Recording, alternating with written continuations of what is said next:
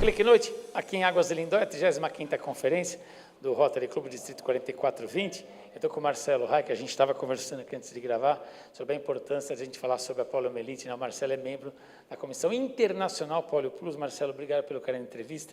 Eu acho que é um dos grandes motivos de orgulho falar sobre a erradicação da polio, né? E é algo que o Rotary, né, faz e fez com muito afinco, com muita vontade, né, do resultado, né? Sem dúvida. Primeiro, obrigado pela oportunidade, né? E a nossa mensagem principal é que a nossa instituição, a nível global, ela fez uma promessa há cerca de 30 anos de eliminar a paralisia infantil, né?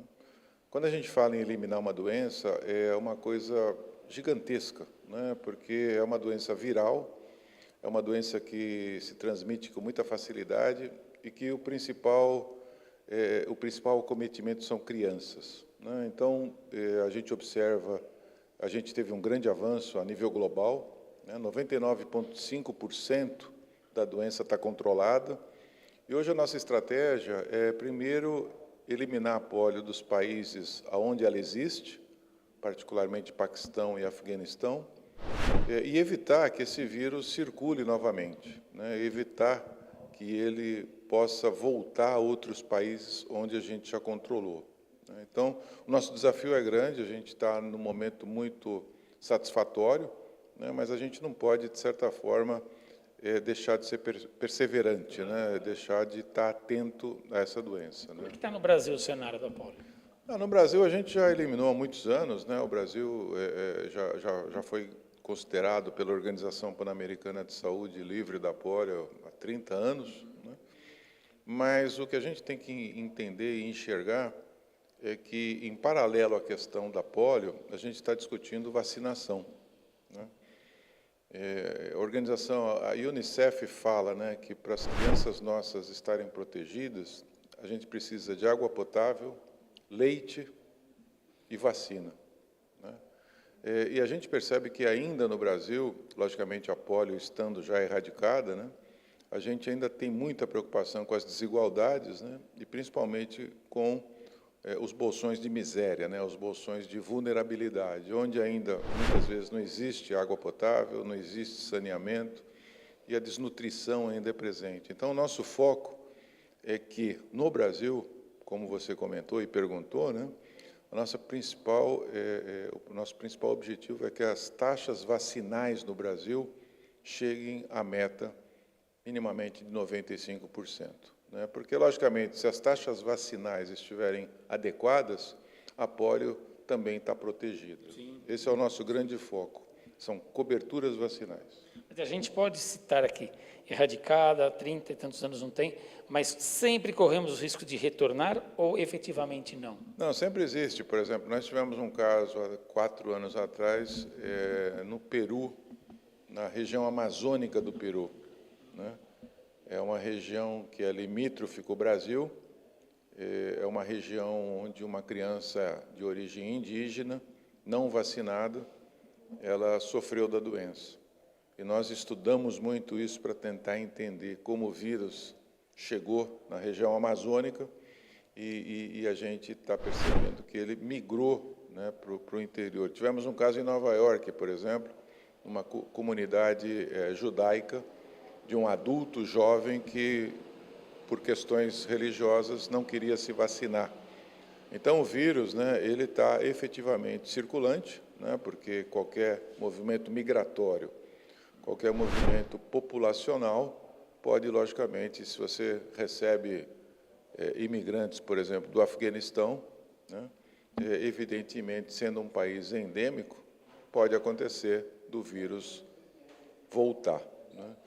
Existindo proteção vacinal, existindo cobertura ampla, nós estamos protegidos.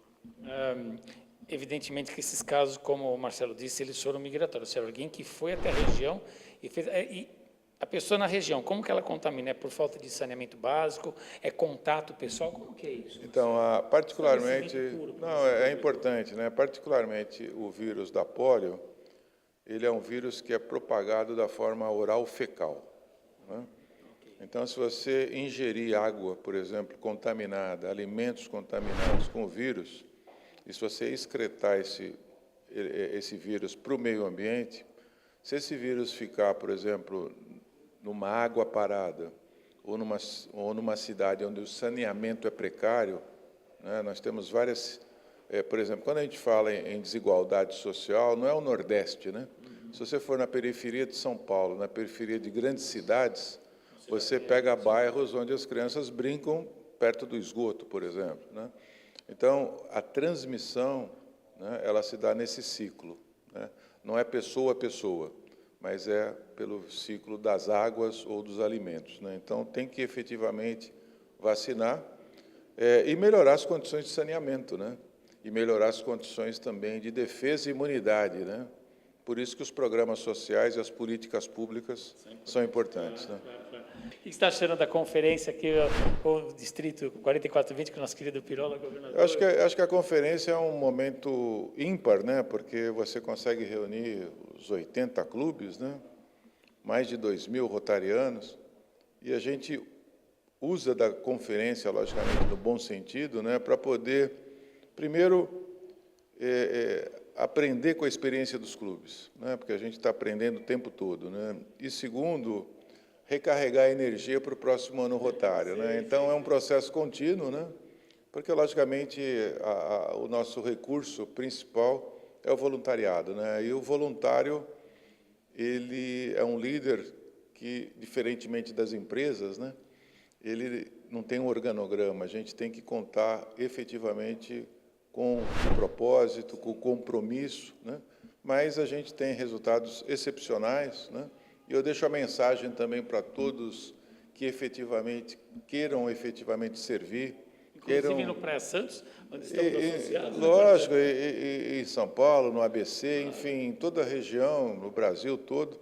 O Rotary, sem dúvida, é uma organização, para a gente entender como uma organização que traz para nós uma perspectiva de vida a longo prazo, né?